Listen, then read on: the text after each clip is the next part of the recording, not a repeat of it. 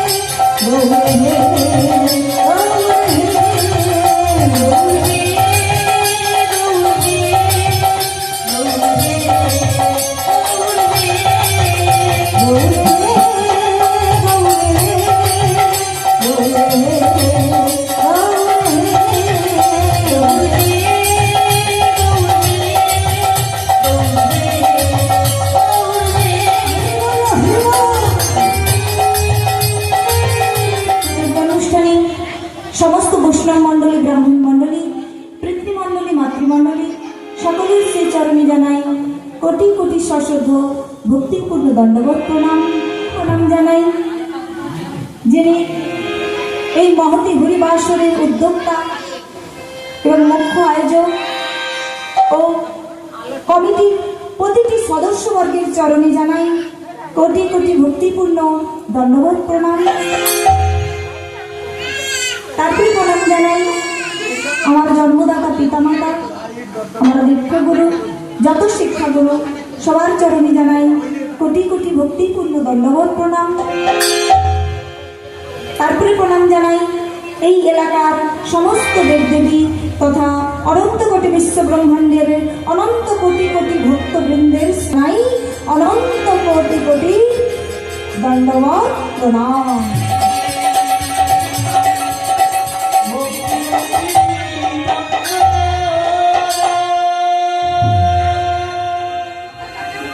আজকে এই যে মহতী হরিবাসর, এই কমিটির প্রতিটি সদস্যবর্গে সদস্যবৃন্দ, যত সদস্যবৃন্দ আছেন তাদের অক্লান্ত পরিশ্রমে এই মহতী হরিবাসর, তাই আমরা তাদের জন্যে সবাই মিলে আমরা আমাদের রাধারানীর কাছে প্রার্থনা করব, উনি যেন ওনার করুণার ভান্ডার থেকে কিঞ্চিত করুণা যেন ওনাদের পরিবারের উপর বেরিয়ে দেয়।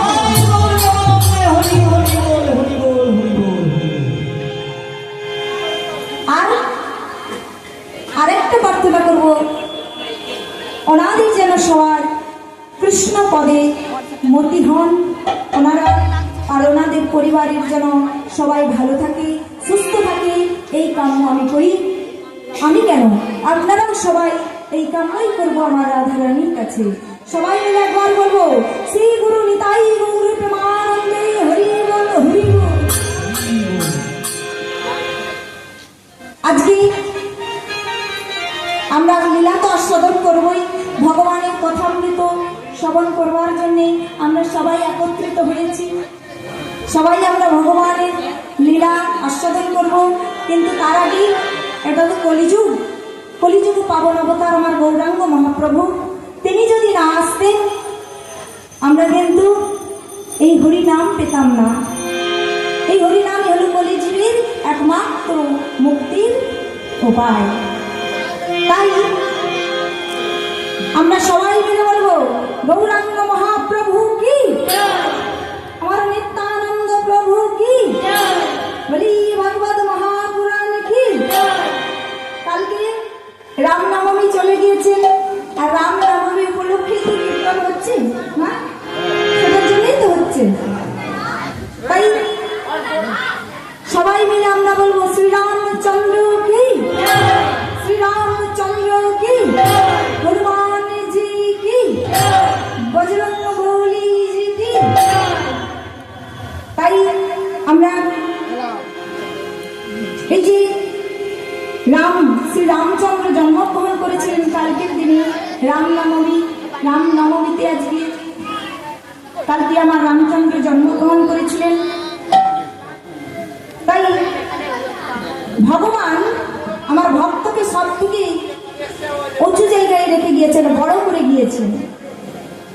ভগবান বলেছেন, আমার হতে আমার নাম বড়, নাম হতে আমার ভক্ত বড়, আর ভক্তই আমার মাতা পিতা, ভক্তই আমার গুরু, ভক্তই আমার নাম রেখেছেন বাঞ্ছা কল্পতে।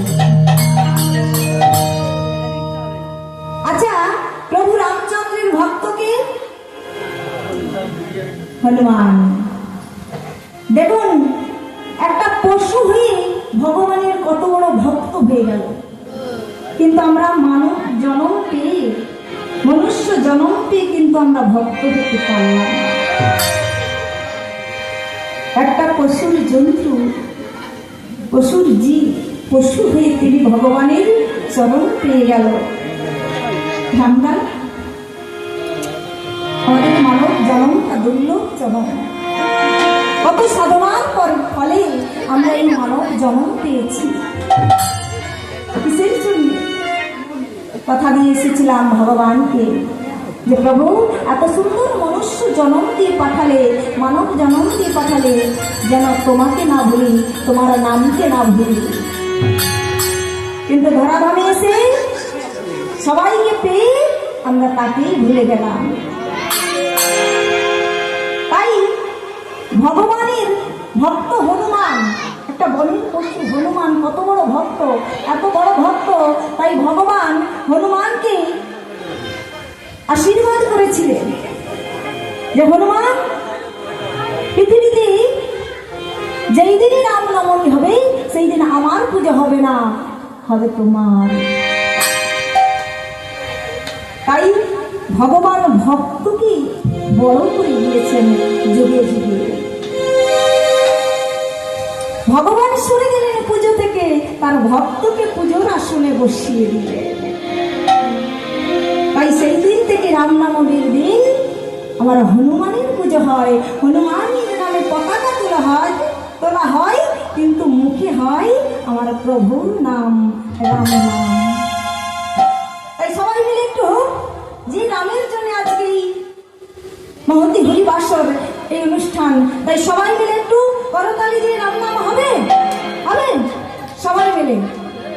রাম রাম রাম রাম রাম রাম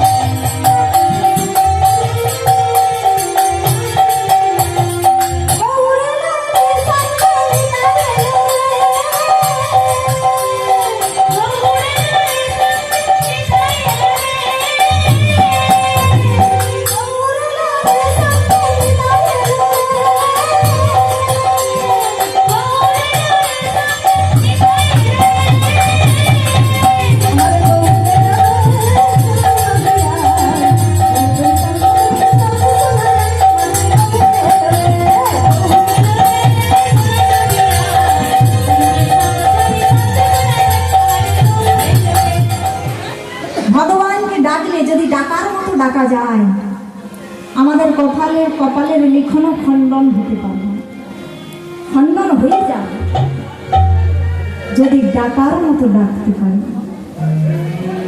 হরি নাম যদি নামের মতো করতে পারি, আমাদের কপালের লিখন খণ্ডন হয়ে যায়। আমরা সেই লীলা আস্বাদন করব, খুব করুণ লীলা।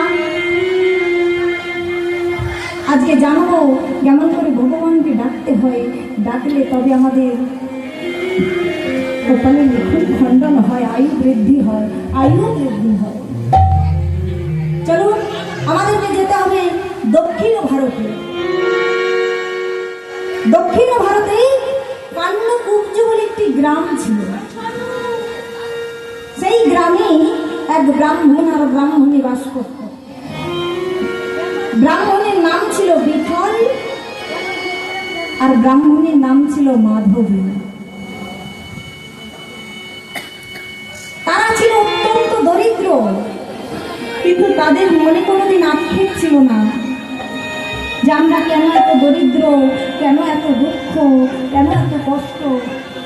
ভিক্ষা করে দিনপাত হতো, ভিক্ষা করে তারা ভগবানের সেবা দিতেন আর নিজেরা সেবা করতেন। কোনোদিন ভগবানের কাছে তাদের সুখ স্বাচ্ছন্দ্য কোনোদিন চাইবে, শুধু একটাই জিনিস চাইতো, সেটা কি জানেন? তাদের কোনো সন্তান ছিল না, তারা ছিল নিঃসন্তান।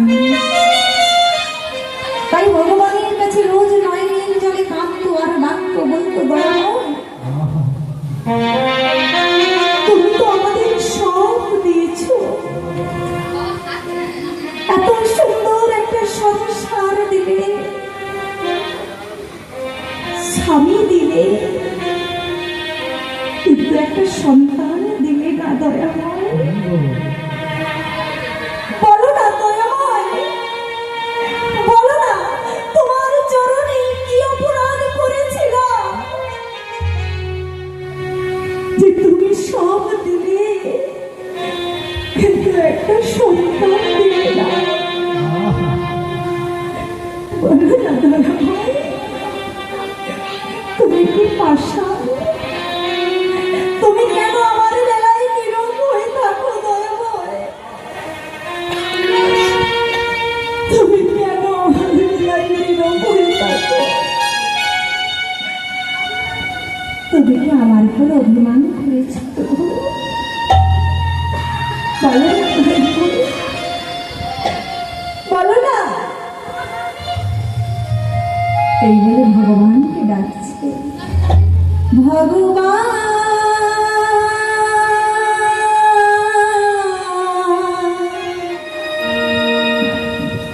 তুমি নীরব কেন গো?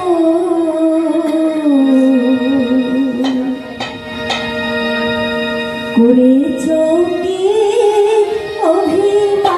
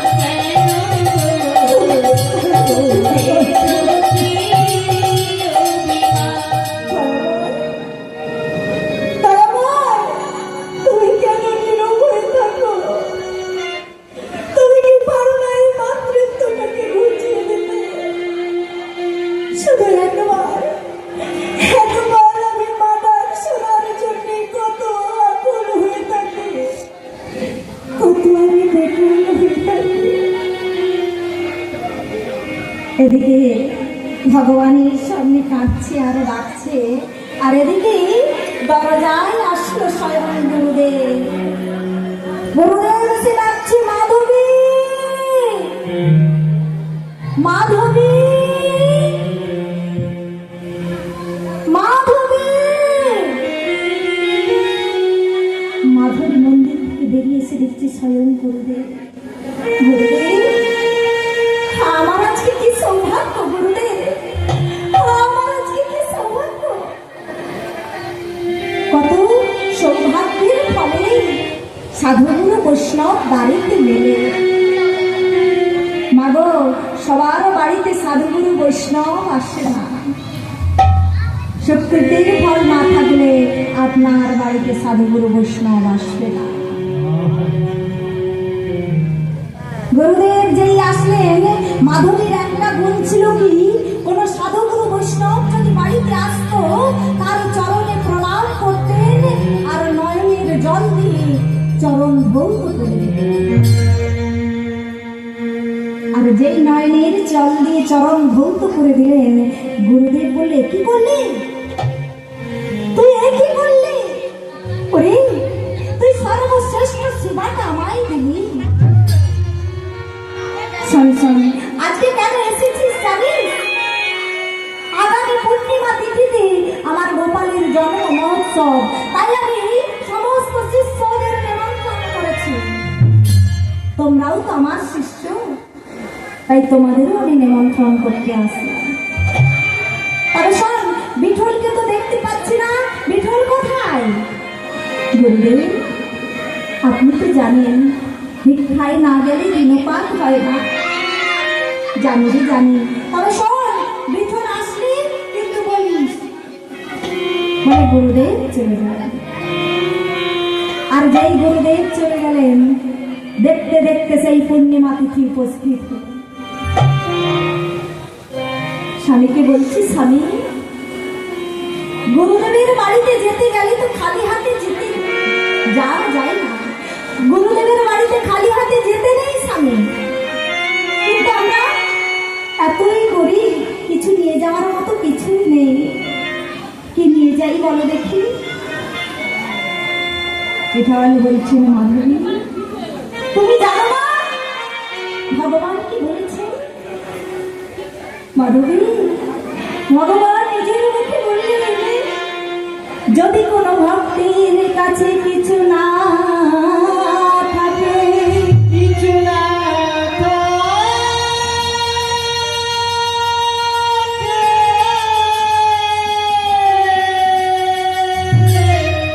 সেই ভক্ত যদি একটা তুলসী পত্র আর একটু গঙ্গা জল দিয়ে সেবা দেয়,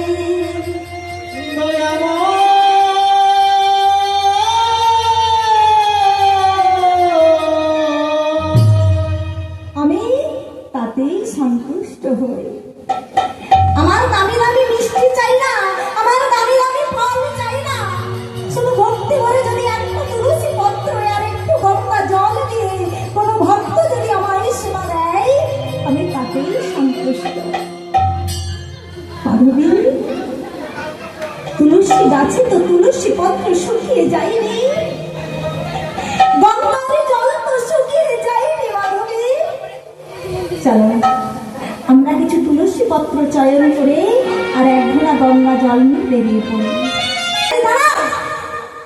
দাঁড়াও বলছি, আর এক পাও এগোবি না, আর এক পাও এগোবি না। সবাই থমকে দাঁড়িয়ে পড়বে। তারা বলেন, একদল বণিক তারা বাণিজ্যে যাচ্ছিলেন, আর একজন বলেন, দাঁড়া, আর এক পাও মানুষ না। কেন রে, কি হলো? দেখছিস না কারা আসছে? ও, ওরা ওরা তো বৈষ্ণব। বৈষ্ণব, বৈষ্ণব না ছাই, ওরা হলো বন্ধা। ওদের মুখ দেখলে আর যাত্রা শুভ হয়। যেই না বলল, মাধবের হাতে ছিল গঙ্গা জলের ঘোড়াটা মাটিতে পড়ে গেল।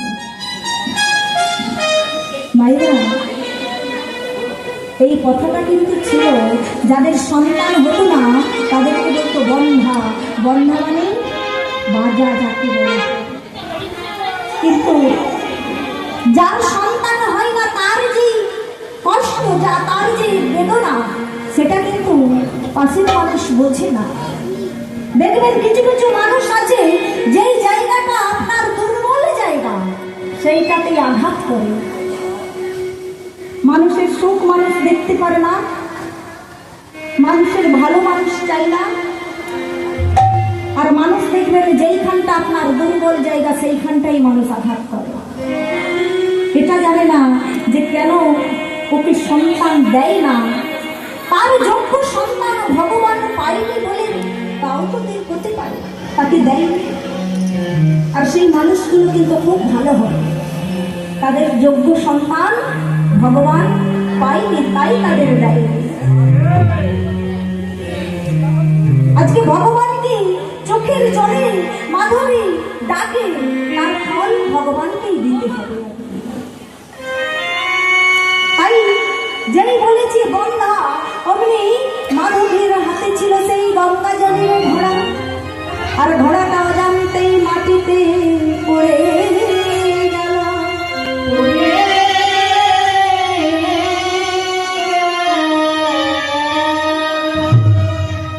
মাগো, যেই গঙ্গা জলটা মাটিতে পড়ে গেল, বিঠুল বলল, মাধবী মাধবী, এ তুমি কি করলে? তুমি গঙ্গা জলের ঘোড়াটা মাটিতে ফেলে দিলে? তুমি গঙ্গা জলের ঘোড়াটা মাটিতে ফেলে দিলে মাধবী? তুমি শুনতে পেলে না স্বামী? ওই বণিকের দল কি বলে গেল, তুমি শুনলে না? আমি পথে বেরোতে পারি না স্বামী, পথে বেরোলে সবাই বলে মুখ ফিরিয়ে দেয়। আমি কি বা করতে পারি স্বামী? শোনো স্বামী, আমি শেষবারের মতো বলে দিলাম, আজ থেকে 7 দিনের মধ্যে যদি একটা পুত্র সন্তান এনে দিতে না পারো, আমি ওই গঙ্গার জলে প্রাণে বিসর্জন দেব। ছুটতে ছুটতে মাধবী বাড়িতে গিয়ে দরজা বন্ধ করে দিল। বন্ধ করে রাধা মাধবের চরণে আছাড় খেয়ে পড়ল। আর এদিকে বিঠল তিনি একাই গেলেন গুরুদেবের বাড়িতে। আর গুরুদেবের বাড়িতে যেই গিয়েছে, গুরুদেব বলছে, বিঠল মাধবী কোথায়? গুরুদেব তার শরীরটা একটু খারাপ, বললো না। এই কথা বলিল না গুরুদেবকে, কথাটাকে ঘুরিয়ে বললেন তার শরীরটা খারাপ তাই আসতে পারলো না। আর এদিকে বিঠলকে বলছে, বিঠল আজকে গোপালের জন্ম মহোৎসব, এই এমন ভাবে হরিনাম সংকীর্তনের আয়োজন করেছেন। হরিনামকারীরা তারা হরিনাম করছেন মনের আনন্দে, আর হরিনামের ধ্বনিতে আকাশ বাতাস মুখরিত হয়ে উঠেছে। আর এদিকে বিঠলকে বিঠল বলছে, বিঠল তুমি হরিনাম শোনো, তারপরে প্রসাদ পাও বাড়িতে গিয়ে, তারপরে তুমি বাড়ি গিয়ে। আর এদিকে হরিনামের জায়গায় যেই বসেছে, আর সমস্ত জ্বালা যন্ত্রণা দূরীভূত হয়ে গেছে। কেন না ভক্ত হরিনাম করছে, আর হরিনামেই তো সমস্ত জ্বালা দূরীভূত হয়। তাই আজকে ভক্তরা গিয়ে উঠলেন, হরি হরি বলো সবে, প্রেমানন্দে উদয় হবে, হরি নামেতে কৃষ্ণ নামেতে হৃদয় জ্বালা দূরে যাবে। সবাই বাড়ি চলে গেল, কিন্তু বিঠল বাড়িতে গেল না। বিঠল আজকে সেই মন্দিরে বসে বসে মাথা টুকে টুকে কাঁদছে। গুরুদেব তিনি যেই মন্দিরের ভেতরে প্রবেশ করতে যাবে, দেখছে মন্দিরের ভেতর থেকে একটা কান্নার আওয়াজ। কে কাঁদে? কে কাঁদে? মন্দিরের ভেতরে গিয়ে দেখছে যে বিঠল। বিঠল তুমি এখনো যাওনি? আরে কি হয়েছে তোমার? তুমি কাঁদছো কেন? গুরুদেব গুরুদেবকে সমস্ত কথা ব্যক্ত করলেন বিঠল। বলছে গুরুদেব, আমি 7 দিনের মধ্যে যদি একটা পুত্র সন্তান মাধবীকে এনে দিতে না পারি, মাধবী যে আত্মহত্যা করতে বলেছে গুরুদেব। ওই কথা শোনো, আমি যাব, আমি কি মাধবী মাকে বোঝাবো। গুরুদেব আপনি যাবেন? হ্যাঁ, আমি শিষ্যের বিপদে দাঁড়াবো না তো কে দাঁড়াবে? আমি যাব। এই বলে গুরুদেব কি করলেন, ওই মন্দিরের ভেতর থেকে এক অপূর্ব কৃষ্ণ মূর্তি একটা ঝোলার মধ্যে ঢুকিয়ে নিয়ে চললেন মাধবী। আর মাধবী তখন ভগবানের চরণ তলে বসে বসে কাঁদছে আর বলছে, গিরিধারী লাল, তুমি কি আমায় দয়া করবে না প্রভু? এই বলে নন্দের জন্য কাঁদছে। তোমাকে বলছি তো, পথে বেরোতে পারি না, পথে বেরোলে সবাই আমায় বন্যা বন্যা বলে মুখ ফিরিয়ে দেয়। আমি কি করতে পারি গুরুদেব? আমি কি বা করতে পারি? বলতে পারি গুরুদেব, বলতে পারি। ও, সেই জন্য তুই ঠিক করেছিস আত্মহত্যা করবি, তাই না? ওরে, আত্মহত্যা যে মহাপাপ। যে মনে করে আমি আত্মহত্যা করব, তাকে 7 জন্ম প্রায়শ্চিত্ত করতে হবে। ছেলের মা বাবা হলেই কি সব সুখ পাওয়া যায়নি? চেয়ে দেখেছি এই পার্থিব জগতের দিকে, চেয়ে দেখ কত ছেলের মা বাবা হাহাকার করে কাঁদছে পথে বসে। ছেলের মা বাবারা বৃদ্ধাশ্রমে বসে বসে নয়নের জলে ভাসছে পুত্র পুত্র বলে। কত ছেলেরা সন্তান তাদের বাবা মাকে মা বাবা বলে ডাকে না রে, মা বাবা বলেও ডাকে না। আর তুই একটা সেই সন্তানের জন্য তুই আত্মহত্যা করবি বলছিস? শুধু পার্থিব জগতের দিকে চেয়ে নয়, এই পার্থিব জগতের দিকে নয়, শাস্ত্রের দিকেও চেয়ে দেখ, শাস্ত্রে কি বলছে। ওরে, বেটার বাবা মা হওয়ার খুব স্বাদ জেগেছে না? মা আমাদেরও স্বাদ জাগে।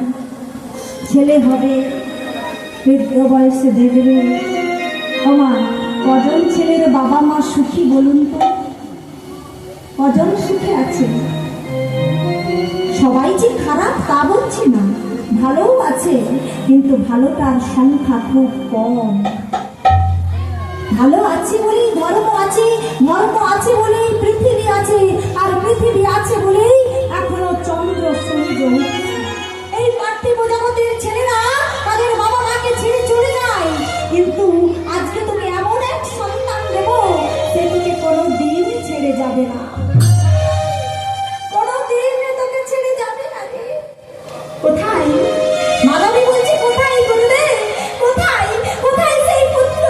আমাকে দেখান গুরুদেব, আমাকে দেখান, কোথায় সেই পুত্র? গুরুদেব কি করলেন, সেই ঝোলার মধ্য থেকে এক অপূর্ব কৃষ্ণমূর্তি বাহির করলেন। আর যেই না বাহির করেছেন, অমনি মাধবী বলে উঠল, গুরুদেব, এই যে পাশা, এই যে পাশা গুরুদেব, এই কি আমায় কোনোদিন মা মা বলে ডাকবে? এই কি কোনোদিন আমায় জড়িয়ে ধরে আদর করবে না গুরুদেব? ও যে পাশা তো আমায় মা মা বলে ডাকবে না গুরুদেব, ডাকবে না। ওরে, কে বলেছে ডাকবে না?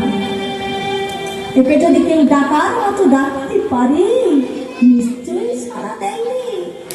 তবে কি ডাকার মতো ডাকতে হয়। তাহলে ভগবানকে যদি কেউ ডাকার মতো ডাকতে পারে নিশ্চয়ই সাড়া পাওয়া যায়। তাই বলছে মাধবী তুই একে প্রতিষ্ঠা কর, সেবা দে, ঠিক একদিন তোকে মা মা বলে ডাকবে। বলছে গুরুদেব এই প্রতিষ্ঠা করতে গেলে তো অনেক খরচ, সেটা তো আমরা পারবো না। বলছে শোন, সে চিন্তা তোর নয়, সে চিন্তা আমার। আমি প্রত্যেক শিষ্যের বাড়িতে বাড়িতে গিয়ে ভিক্ষে করে আনবো, আর ভিক্ষে করতে গিয়ে বলবো গো তোমরা আমাকে একটু ভিক্ষে দাও, আমার শিষ্যের বাড়িতে গোপাল প্রতিষ্ঠা। জলে ভগবানের সামনে কাঁদে, কিন্তু ভগবান সব সইতে পারে, দুটো জিনিস সইতে পারে না, এক হলো ভক্তের অহংকার, আর দুই হলো চোখের জল।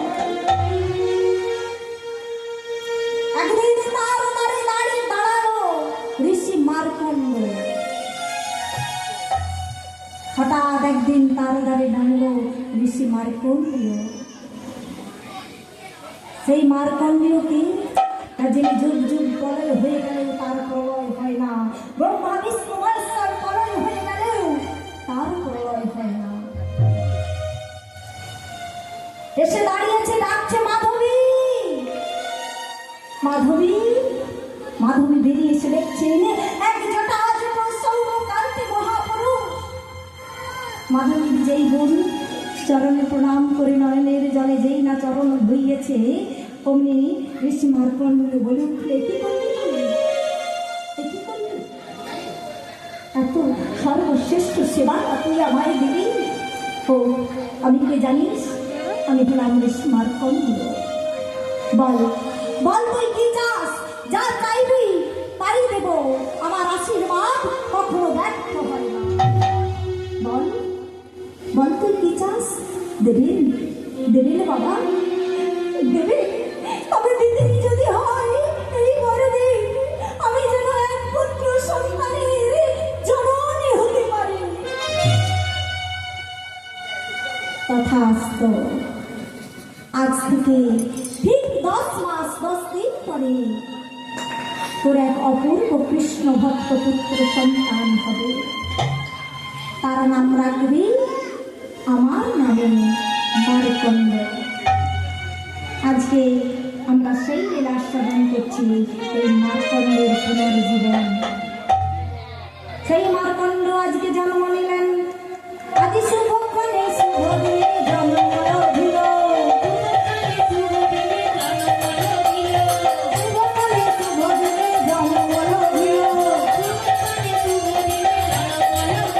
যারা বন্ধা বন্ধা করে পাড়া প্রতিবেশী মুখ ফিরিয়ে দিত, তারাই সবাই জলে জলে দেখতে আসছে, আর যারাই দেখছে তারাই ধন্য ধন্য করছে। সবাই বলছে যেন দেব শিশু নেমে এসেছে, যেন স্বর্গ থেকে দেব শিশু নেমে এসেছে, এত অপূর্ব দেখতে। সেই মার্কণ্ড ধীরে ধীরে বড় হলো। যখন 5 বছর বয়স হয় ছেলেদের কি ধরে মা? ও মাইনা 5 বছর ছেলেদের কেউ জন্মদিন ধরে, কেউ জন্ম মাস ধরে। আজকে মার্কণ্ডেরও 5 বছর বয়সে জন্ম মাস হচ্ছে, জন্মদিন হচ্ছে, আর হরিনাম করছে। জন্মদিন উপলক্ষে অনেকে হরিনাম করে। এখন মার্কণ্ডেরও এইরকম হরিনাম করছে। এইভাবে 5 বছর 6 বছর 7 বছর 8 বছর, যখন 9ম বৎসর বয়স হলো, তখন আবার বড় করে জন্মদিন।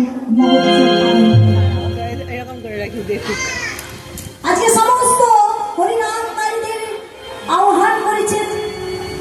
আজকে মার্কণ্ডকে তার মা বৈষ্ণবের সাথে সাজিয়ে দিয়ে বলছে, শোনো তোমরা এতদিন হরিনাম করে এসেছো, আজকে আমার মার্কণ্ড হরিনাম করবে, আর তোমরা সবাই শুনবে। আজকে মার্কণ্ড হরিনাম করছেন, আমরা সবাই শুনবো মার্কণ্ড কেমন হরিনাম করছেন। মার্কণ্ড বলছে, ওরে মন, তোরা একবার হরে কৃষ্ণ নাম বল। হরে কৃষ্ণ বল রে মন,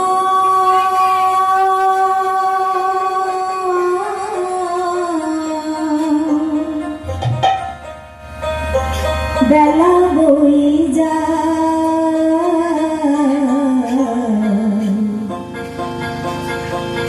বেলা বয়ে যায়। ঋষিবর, আজকে যে আমার ছেলের জন্ম মহোৎসব। তোর ছেলে? ও, তুই বোধহয় দত্তক নিয়েছিস। না ঋষিবর, আমি দত্তক নিইনি, আমি নিজে গর্ভে ধরেছি, আমি নিজে জন্ম দিয়েছি আমার সন্তান। অসম্ভব, অসম্ভব। হ্যাঁ গুরুদেব, হ্যাঁ ঋষিবর, এই অসম্ভবকে সম্ভব করেছেন ঋষি মার্কণ্ড। ঋষি মার্কণ্ড? হ্যাঁ, কোথায় কোথায় তোর সেই ছেলে? ডাক ডাক, দেখো তোর সেই ছেলেকে। মার্কণ্ড যেই এসে দাঁড়িয়েছেন অমনি নারদ চমকে উঠল। কি দেখলাম? না না, আমি কিছু বলবো না, আমি কিচ্ছু বলবো না, আমাকে এখান থেকে যেতে হবে। মাধবী ঋষিবর চমকে উঠেছে, যেই দেখেছে অমনি বলছে, ঋষিবর, আপনি আমার সন্তানের গলাতে কি দর্শন করলেন? বলুন ঋষিবর, কি দর্শন করলেন? বলছে, ওরে মা থাক, আর শুনে লাভ নেই, আমি একবার বলেছিলাম সেটা মিথ্যে হয়েছে, আবার বলবো, আবার তো মিথ্যে হতে পারে, তার চেয়ে শুনে লাভ নেই। না ঋষিবর, বলুন আপনি কি আমার সন্তানের ললাটে কি লেখা আছে? বলে, ওরে সে যে বড় কঠিন, সে যে বড় বেদনাদায়ক, তুই শুনলে সহ্য করতে পারবি না রে, শুনলে সহ্য করতে পারবি না। ঋষিবর, যদি ব্রজের থেকেও কঠিন হয় তবু আমি শুনবো, আমাকে বলুন। বলছে, তাহলে শোন, তোর সন্তানের ললাটে লেখা আছে যে তোর সন্তান আর 1 বছর বাঁচবে।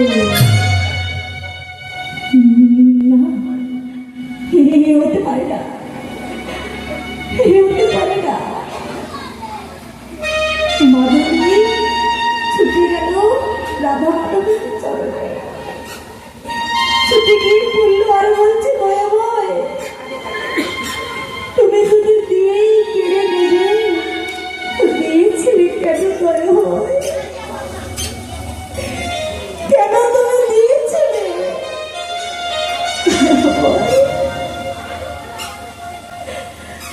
আমি যে হার সহ্য করতে পারছি না দয়াময়।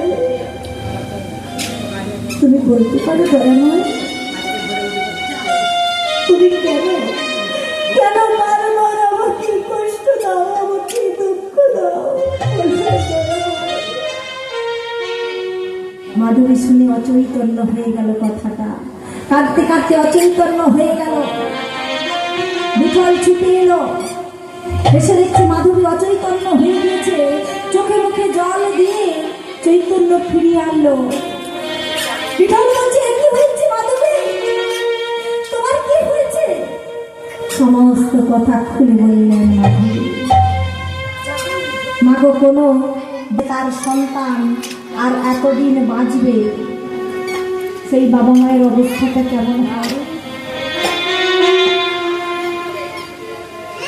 কখনো অচৈতন্য হয়ে যায়, কখনো জ্ঞান ফিরে আসে, নিজেই জানে না কখন কি হয়। মাধবী খাওয়া নেই, ঘুম নেই, কিছু নেই, দেখতে দেখতে আর মাত্র 10 বছর, 9 বছর বয়সে জন্ম মহোৎসব হয়েছিল, আর 1 বছর বাঁচবে, মানে আর 10 বছর তার আয়ু। দেখতে দেখতে 10 বছর পূরণ হতে আর মাত্র 3 দিন বাকি। মার্কণ্ড বাবা মার অবস্থা দেখে বাবাকে বলছি, বাবা বাবা, আমি জানি আর আমি 3 দিন বাঁচব, কিন্তু বাবা, আমি যদি তোমাদের সামনে মারা যাই তাহলে আমার মার বাঁচবে না। তাই বলি কি, আমাকে কোথাও গভীর বনের মধ্যে ছেড়ে দিয়ে আসো, তাহলে আমার এই মৃত দেহটা আর দেখতে হবে না, আমার এই মৃত্যুটা আর দেখতে হবে না বাবা, আর হবে না। আজকে মাধবী যেই কথাটা শুনেছে, আমি চিৎকার করে কেঁদে উঠল, মারবো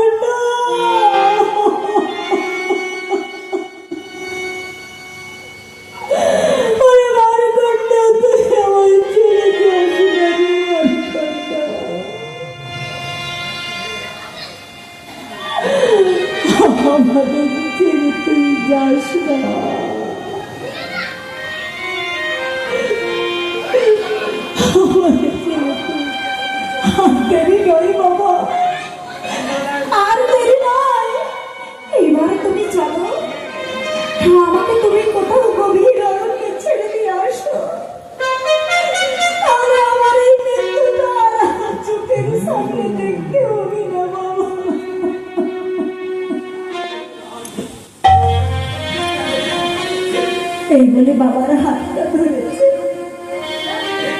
ধরে যাচ্ছে আর করুণ আর্তনাদে ভগবানকে ডাকছে আর বলছে, দয়াল তোমার কি এটাই মনে ছিল? দয়াল তোমার কি এটাই মনে ছিল?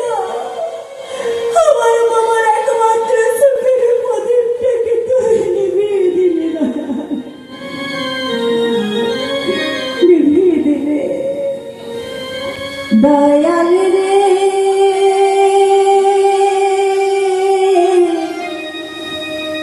দয়াল রে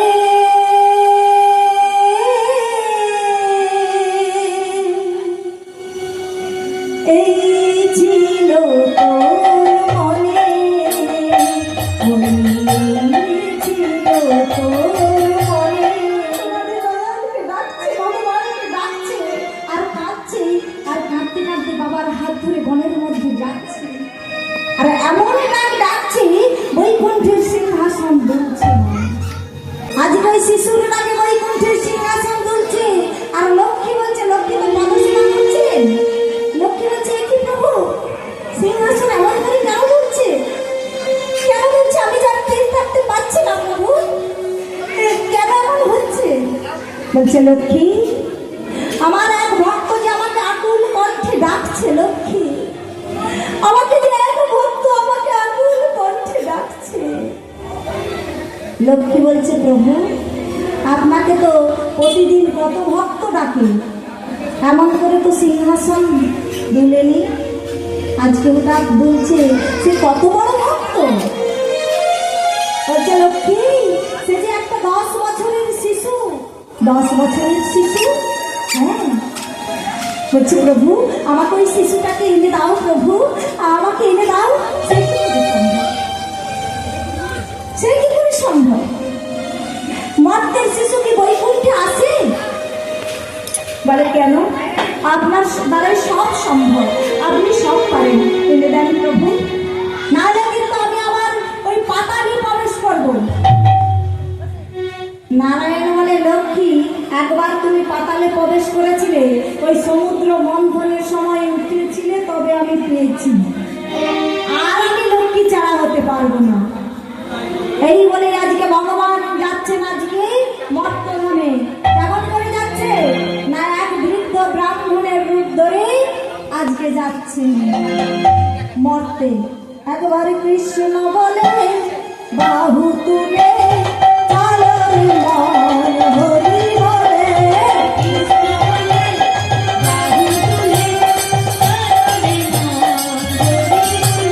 একবার কৃষ্ণ বলে বাহু তুলে চলো রে মন হরি বলে।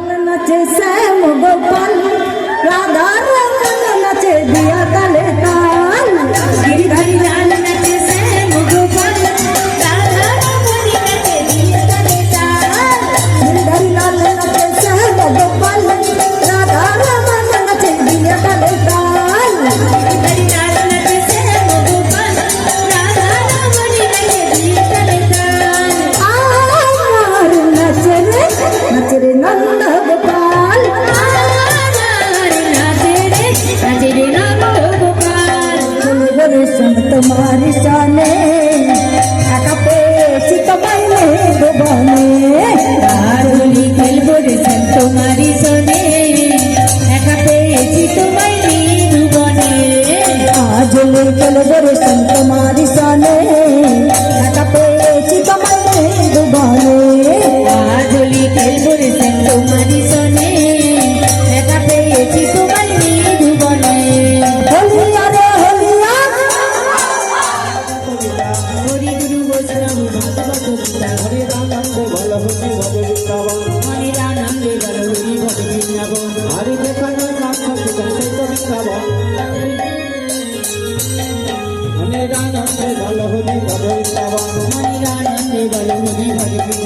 আরে কোথায় তুলসী বন্ধে বৃন্দাবন